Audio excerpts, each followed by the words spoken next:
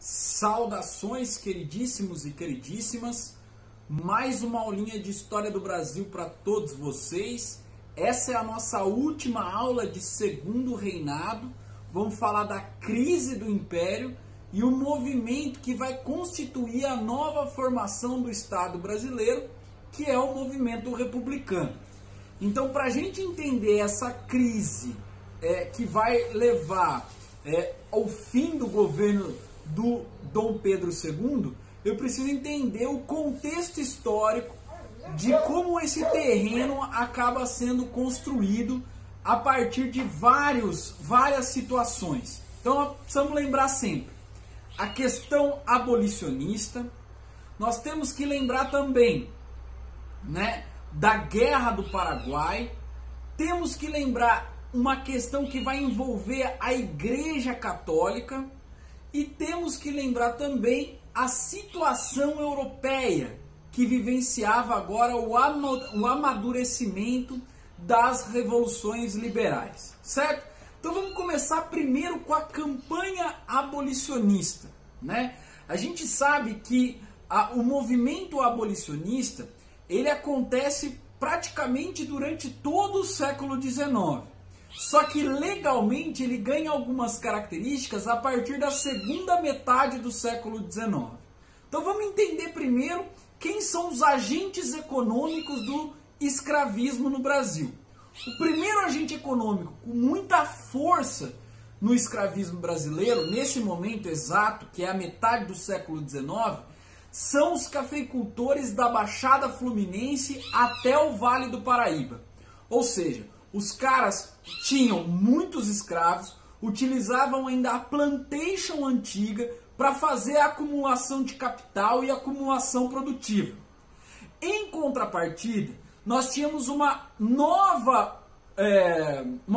novo grupo de cafeicultor que a gente chama de burguesia cafeicultora ou burguesia cafeeira, que estava situada no oeste paulista. Que a gente fala de uma burguesia mais moderna, mas com ainda raiz conservadora. Por quê? Moderna no seu hábito, moderna na ligação com a Europa, moderna porque ela vivia na cidade, Mas ela estava ainda com a raiz conservadora porque, sobretudo, ela produzia matéria-prima, ou seja, produzia produto primário, beleza? Então, essa galera é a galera do Oeste Paulista, que a gente chama de burguesia cafeeira, tá? Que mora nos grandes palácios da cidade de São Paulo e vive economicamente da exploração do trabalho imigrante no interior do estado de São Paulo, que vai Campinas, Ribeirão Preto, Franca, até São Carlos praticamente. Então, essa região considerada do Oeste Paulista, então é o território, o palco de desenvolvimento da burguesia cafeeira. Pois bem, sabendo disso, eu preciso entender também o movimento europeu, Nós estamos falando a partir de 1848, da Primavera dos Povos, O desencadeamento de cada vez mais um poder forte e grandioso da política burguesa sendo instaurada nos estados europeus. Ou seja, o absolutismo vai caindo em decadência total, com nenhuma possibilidade de refluxo, tá? E ao mesmo tempo, os estados-nação vão se consolidando como estados burgueses. Então, onde eu quero chegar com isso? Que a concepção liberal de Estado, que era o federalismo, que era o republicanismo, estava na moda, em contraposição à decadência do Estado absoluto e do Estado unitário, centralista. E aí você vai conseguir encaixar o Brasil, certamente, nessa segunda opção. O Brasil ainda era uma monarquia, o Brasil existia um centralismo muito forte, com pouca autonomia das províncias. Nós tivemos uma experiência federalista, vocês se lembram, na nossa aula de regência. Se você não se lembrar dessa experiência, vai lá na nossa aulinha de regência e antene-se sobre isso, vale a pena. Mas, com o Dom Pedro II, nós vamos ter um desenvolvimento cada vez maior da centralização do poder né, e da perda de autonomia das províncias. Pois bem, essa concepção era agora colocada, pelo menos no debate público e no imaginário popular, como uma concepção de atraso político. Então, juntando todos os fatores brasileiros que eu vou narrar para vocês a partir de agora, junto com esse fator de avanço do liberalismo, de avanço do modo de produzir política da burguesia, nós temos então a situação histórica que o Dom Pedro II fica, que é uma situação que vai levar ele à derrota política, certo? Ele vai sofrer um golpe político. Pois bem, então vamos começar agora aqui da situação brasileira. Vamos falar do movimento abolicionista. A gente sabe que as primeiras leis com eficiência administrativa, com eficiência política, no que tange ao abolicionismo, aconteceu da segunda metade do século XIX em diante, né? Então, a partir de 1850 em diante. A primeira lei abolicionista, de fato, né, que tem eficiência, é a Lei Eusébio de Queiroz, né, que, de certa forma, desestrutura a escravidão brasileira. Por quê? Porque a Lei Eusébio de Queiroz proíbe, né, o tráfico de escravos. Então, com a não permissão de entrada de novos escravos no Brasil, a escravidão estaria com os dias contados no nosso território, certo? Porque daí nós só teríamos, né, os filhos dos próprios escravos que iam sendo gerados aqui na terra brasileira, ou então através do intercâmbio, né, de províncias, ou seja, o Sudeste comprando escravos do Nordeste. Mas o que se verifica é que a partir de 1850 nós estamos aí com os dias contados da escravidão. É válido lembrar que conforme essas leis vão aparecendo, o movimento abolicionista vai ganhando corpo e vai pressionando o Estado brasileiro para que acelere o processo e para que não postergue o processo também. Beleza? E é interessante também a gente analisar que depois de 1865, na Guerra de Secessão dos Estados Unidos, quando eles proclamam lá a 13ª emenda através do Abraham Lincoln, né, a estrutura escravocrata do oeste do Oceano Atlântico, ela começa a entrar em choque, certo? Ela começa a entrar, sobretudo em xeque, não em choque, mas em xeque. Por quê? Porque os grandes três espaços de escravismo na América, que eram Estados Unidos, Cuba e Brasil, né, agora perde dois vetores essenciais, que seria os Estados Unidos e o Brasil, a partir de 1850 por conta do tráfico de escravos e 1865 com a abolição de escravidão total nos Estados Unidos, certo? Então, pós-Guerra de Secessão, o Brasil passa a ser praticamente o único país escravocrata. Então toda a estrutura do escravismo vai perdendo fôlego na sociedade moderna e o escravo passa a ser cada vez mais caro.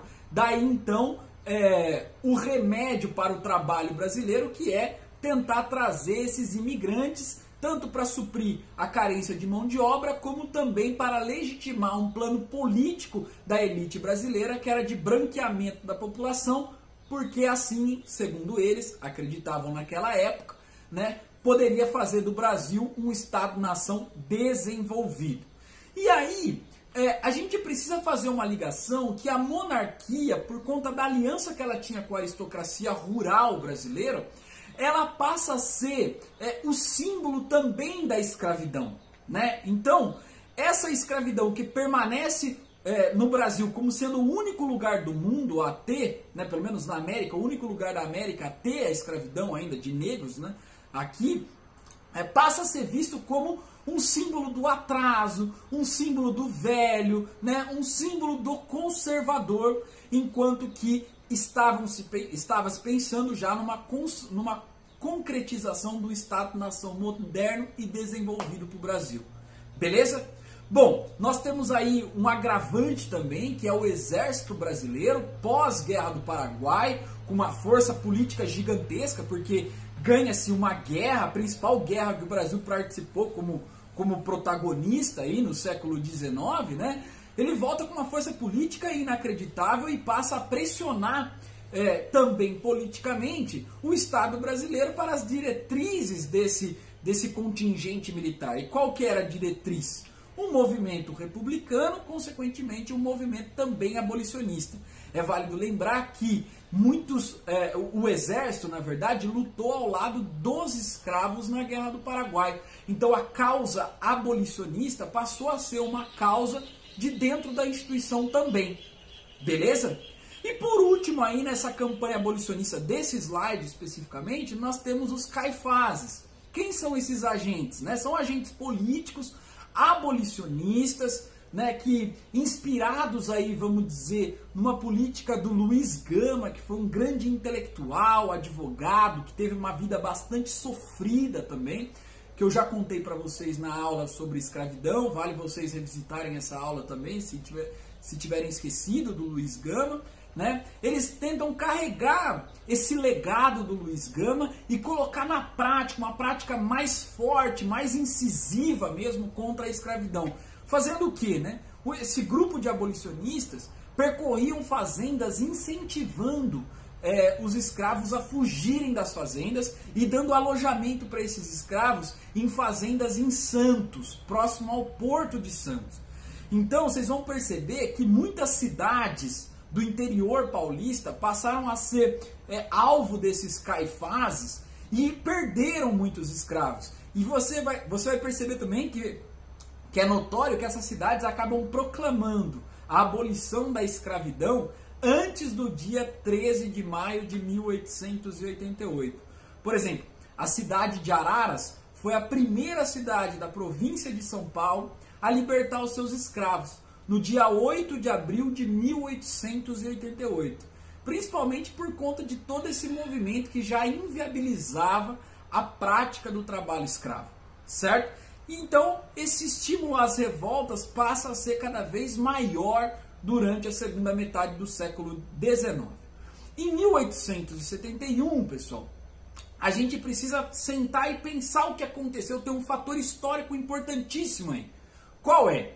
1870 é o fim da Guerra do Paraguai.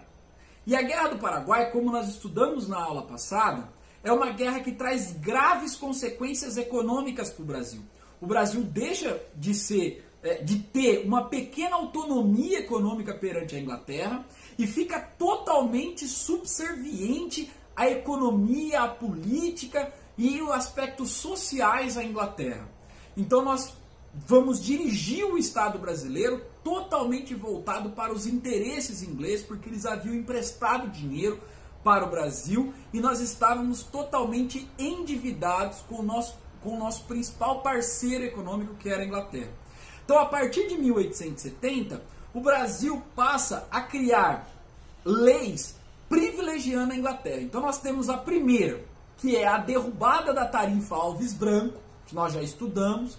Então, consequentemente, aquela formação de uma pequena burguesia que nós tínhamos no Brasil, do surto industrial por conta do processo de protecionismo, né, a essa burguesia brasileira, é derrubado.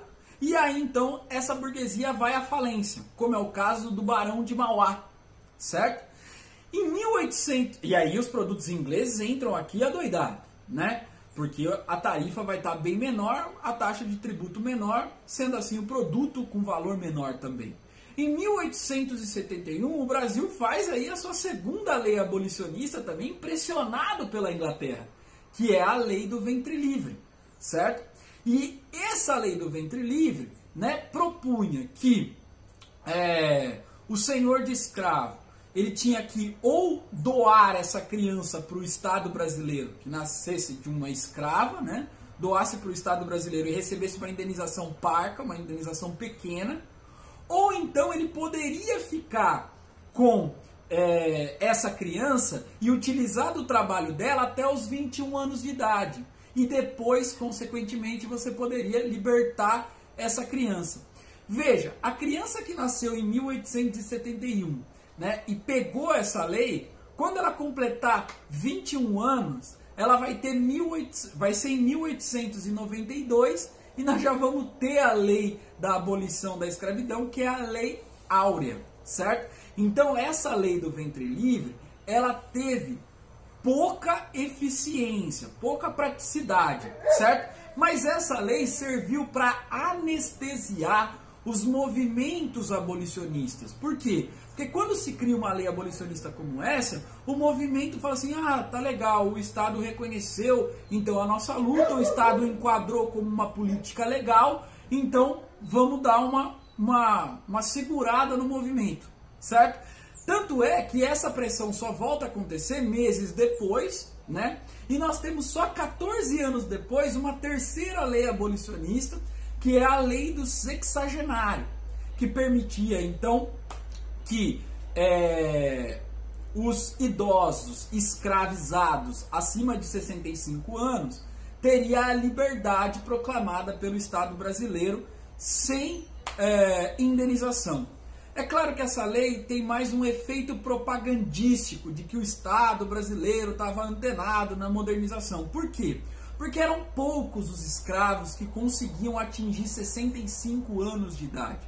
Ou eles morriam, ou os seus senhores já encontravam mecanismos para que eles pudessem comprar a alforria, certo? Para que eles não perdessem esse capital humano, vamos pensar assim. Beleza? Bom, então conforme o tempo vai passando, nós temos a intensificação das revoltas, intensificação do movimento abolicionista, intensificação das fugas, né?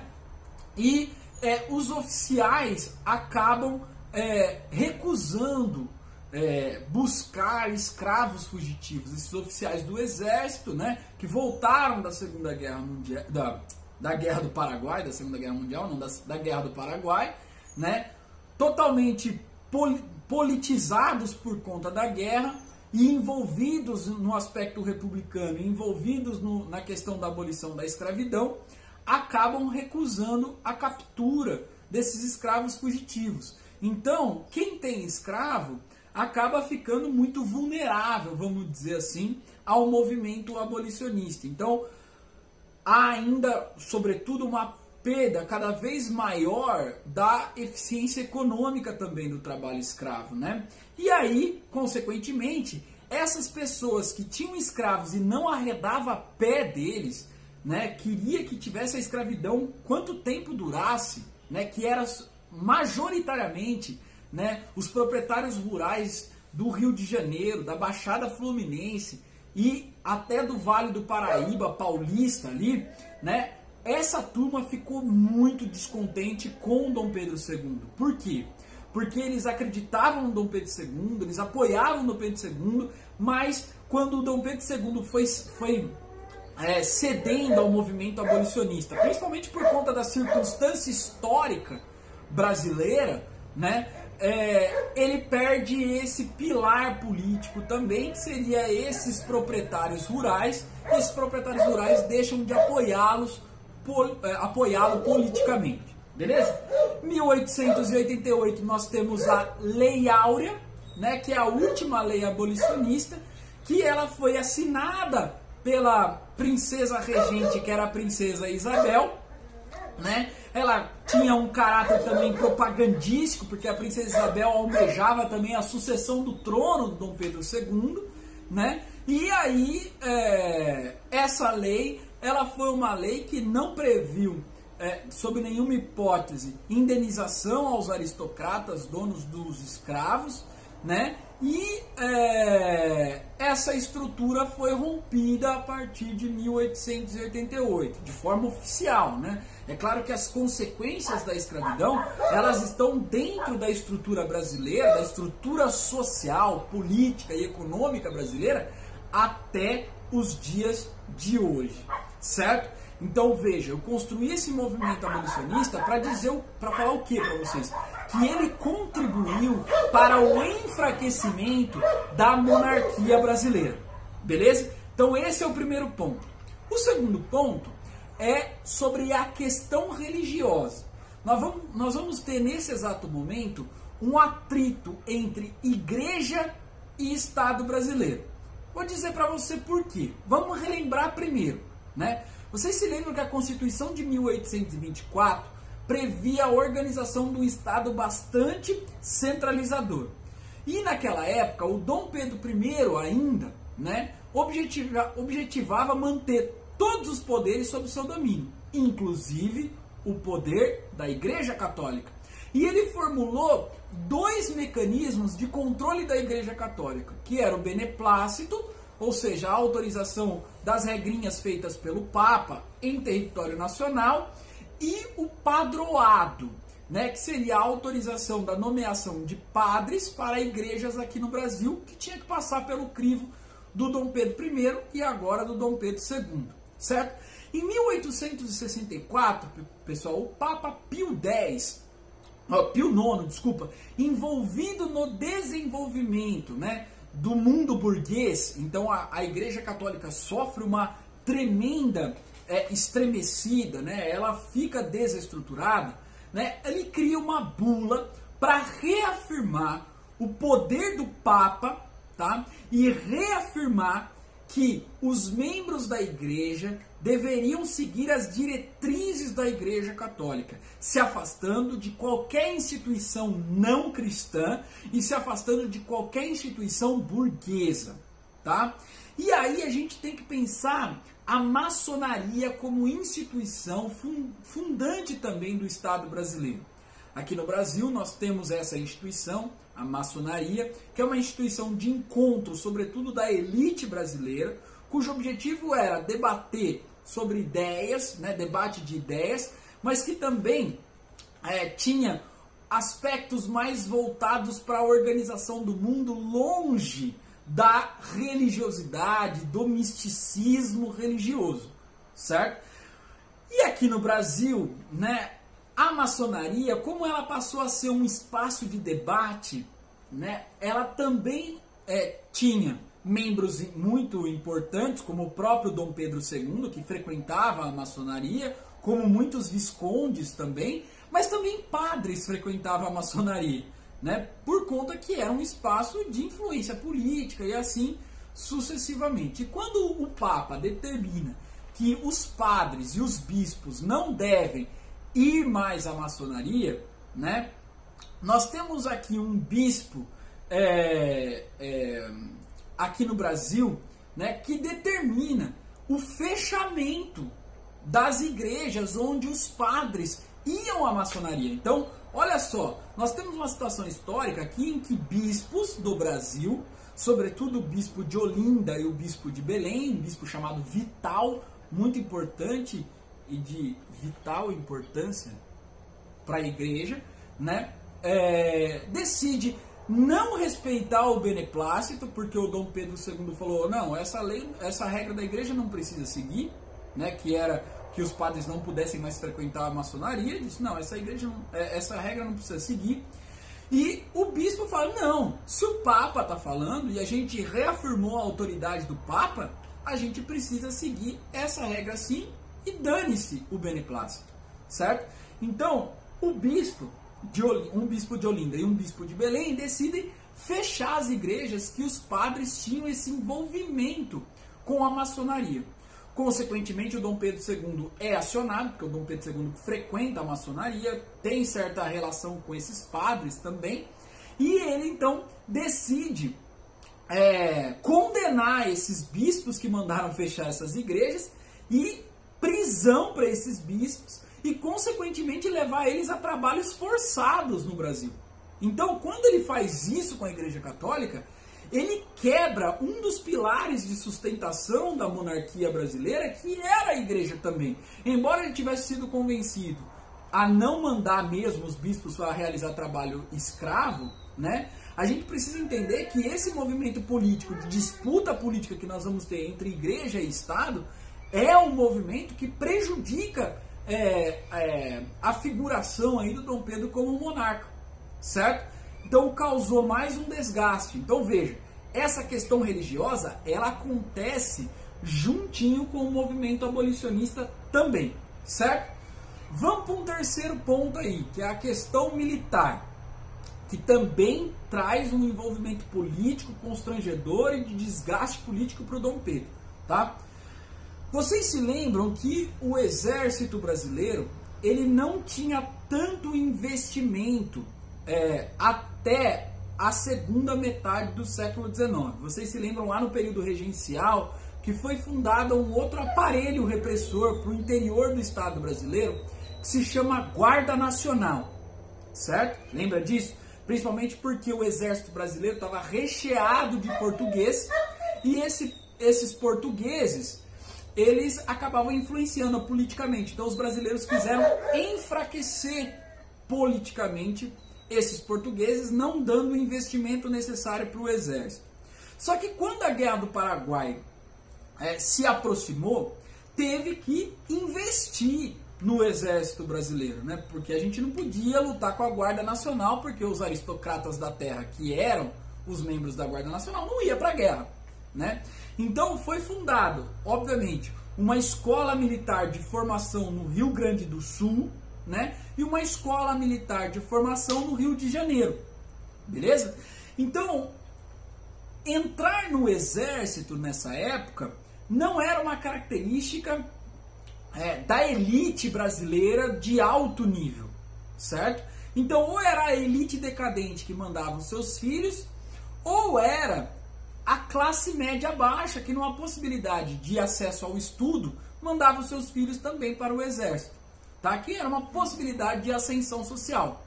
Então, nós vamos ter aí, dentro do exército, apenas setores menos abastados economicamente envolvidos ali, certo?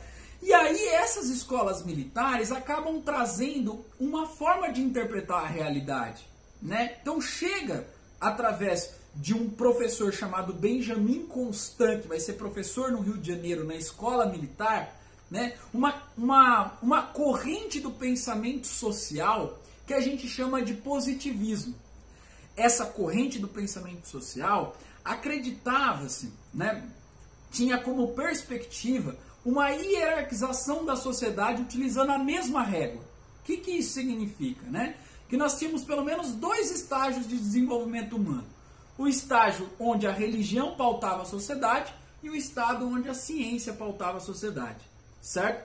Então, a sociedade desenvolvida estaria sobre o pilar da ciência e a sociedade não desenvolvida estaria sobre o pilar da religiosidade. Então esse positivismo que tem um forte apelo ao cientificismo, né, acabou influenciando várias correntes da sociologia, da antropologia, acabou influenciando o pensamento social da Europa nessa época, né, e consequentemente influenciou muitos os militares, né, que tinham essa formação. Então esses militares positivistas acreditavam que a transformação do Brasil se daria através da ciência, através da república, através da formação de um cidadão político e consciente que pudesse guiar a sociedade para o desenvolvimento, certo? Então, poderia-se até utilizar uma forma de ditadura republicana, né? Uma espécie de bonapartismo republicano para levar adiante o desenvolvimento da sociedade brasileira.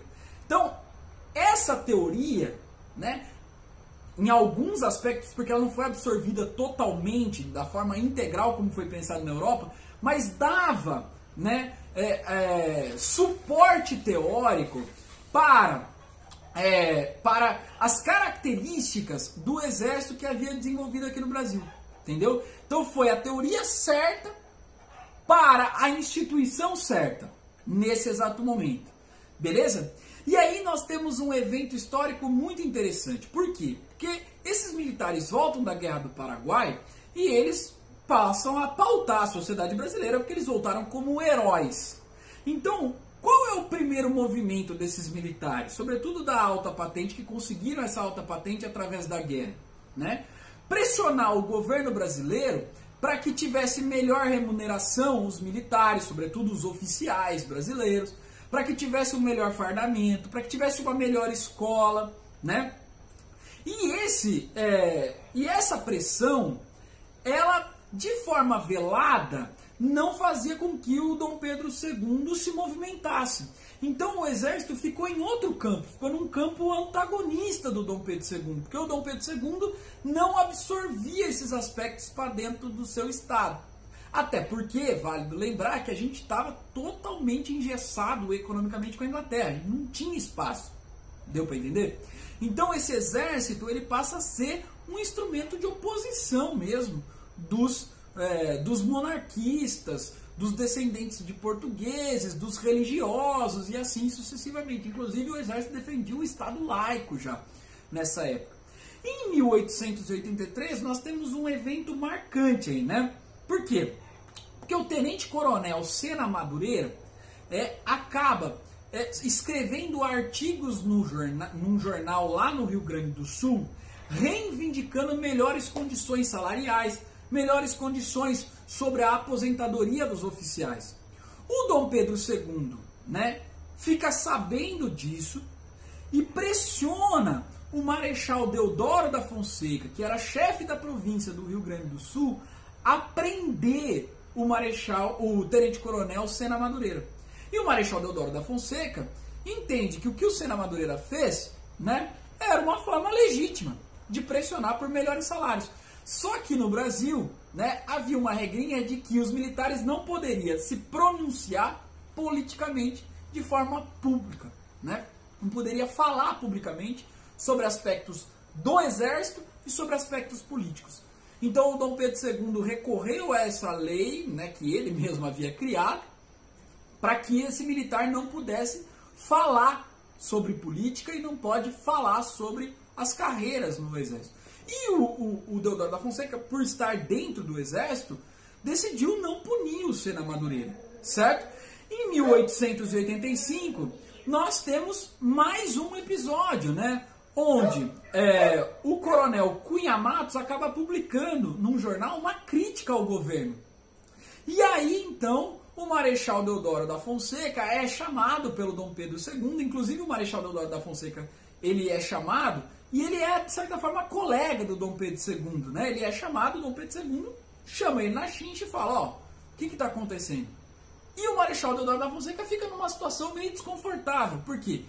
Não sabe se atende o Dom Pedro II ou não sabe se atende às reivindicações que ele considerava legítimas de pessoas que lutaram lado a lado com ele na Guerra do Paraguai, certo? Então, tá vendo como o Marechal Deodoro da Fonseca, ele acaba sendo um dos grandes expoentes da proclamação da República, porque ele tá meio que na corda bamba.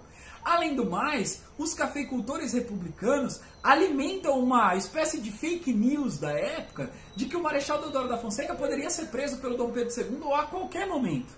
Então esse Marechal Deodoro da Fonseca é o cara que vai, de fato, oficializar o golpe, porque ele também tem medo de ser preso e ser colocado aí para baixo das asinhas do Dom Pedro II, certo? E o nosso quarto movimento aí, a gente já falou então do movimento abolicionista, da questão religiosa, da questão militar, né, desses impasses, o movimento republicano. Né? Então esse movimento republicano, nesse terreno fértil de oposição ao Dom Pedro II, né, constitui-se. E em 1870, uma parte do Partido Liberal, vocês vão se lembrar que nós temos dois partidos nessa época, o Partido Liberal e o Partido Conservador. Se você não se lembrar disso, vai estudar a aulinha de política interna, tá? Uma parte radical do Partido Liberal decide cindir, sair e formar um movimento, né? Um movimento meio partidário, assim, não com um partido unificado, mas que tem um mesmo viés ideológico que faz a defesa do republicanismo, né? Do republicanismo, onde o Estado estaria voltado para a população, onde o Estado não tivesse dono, onde o Estado não tivesse uma casa real dominando, né, e usurpando a riqueza dos brasileiros, certo? Esse manifesto sai a partir de 1870, né, defendendo o republicanismo e a autonomia das províncias, sobretudo. Beleza? Nós temos aí apoio de grandes intelectuais, advogados, profissionais liberais, jornalistas, né? Então, um grupo esse grupo, sobretudo, que bebia muito na fonte europeia, do desenvolvimento europeu, da consolidação do mundo burguês, passa a defender aqui no Brasil também. Isso, certo? E em 1873, nós temos a fundação, né, do Partido Republicano Paulista, que envolvia aí intelectuais, jornalistas, mas sobretudo um grupo econômico de peso, né, que produzia muita coisa no Brasil nessa época, que eram os cafeicultores do Oeste Paulista.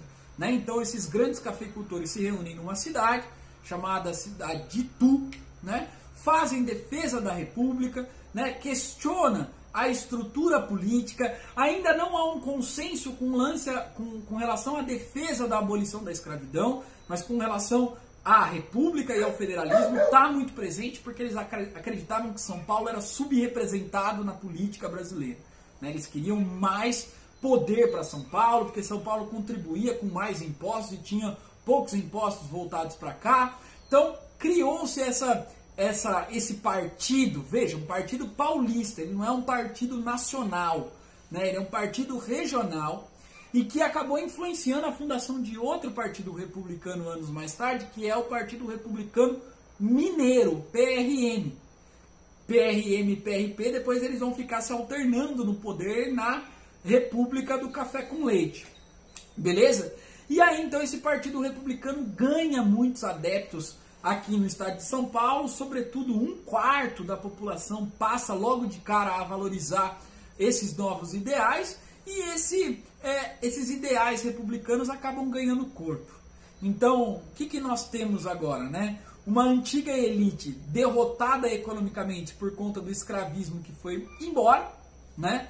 Nós temos uma nova elite que se projeta, né, que é a burguesia do café, a burguesia cafeeira, a burguesia do Oeste Paulista. Né? Nós temos uma igreja que tirou o seu poder de sustentação do Dom Pedro II, um exército que é incapaz de proteger a partir da força Dom Pedro II, porque é uma instituição contrária à monarquia. Então o Dom Pedro II ficou, de certa forma, isolado com sua família real, totalmente isolado aqui. E aí nós temos um imobilismo monárquico. Tá? O Dom Pedro II, ele percebeu tudo isso, né? Obviamente que ele não ficou cansadão, assim, parado, como se, beleza, vamos esperar cortarem minha cabeça. Não, ele percebeu isso, ele entendeu isso, né? Ele tentou até, em 1881, fazer uma reforma política eleitoral, permitindo apenas agora o voto direto. Lembra que antes o voto era indireto, então a partir de 1881, né, através da Lei Saraiva, ele tenta colocar aí o voto direto, tenta colocar o voto não mais censitário, apenas para os alfabetizados. Mesmo assim era bastante restrito por conta da alfabetização no Brasil.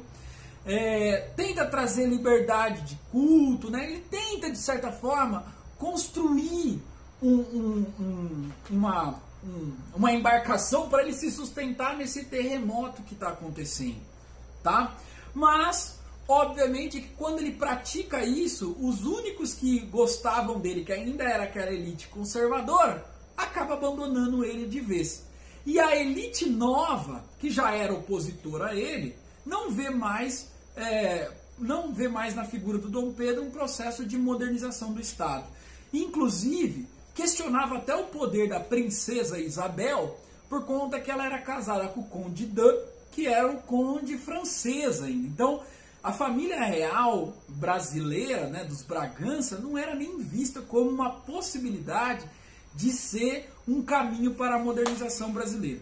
Então nós temos aí crítica de todos os lados, dos conservadores, dos liberais e automaticamente dos republicanos. O Dom Pedro II, né, dissolve a Câmara para tentar trazer novos políticos voltados para ele, para tentar organizar, né, tenta reorganizar a Guarda Nacional para dar poder para os proprietários rurais e ter um instrumento de defesa através das armas, né? Com isso, há esse boato da prisão do Deodoro da Fonseca, né, e do Benjamin Constant, que tinha sido professor lá da escola militar. E aí então Deodoro da Fonseca mobiliza as tropas, né, ocupa a cidade do Rio de Janeiro e vai conversar com o Dom Pedro II. E aí a imprensa noticia que o que o Deodoro da Fonseca estava fazendo com o Dom Pedro II era uma deposição. Então, no dia 15 de novembro de 1889, sai estampado em toda a imprensa brasileira de que havia-se então chegado ao fim o segundo reinado e iniciado então uma nova formação do Estado brasileiro, que era o período republicano.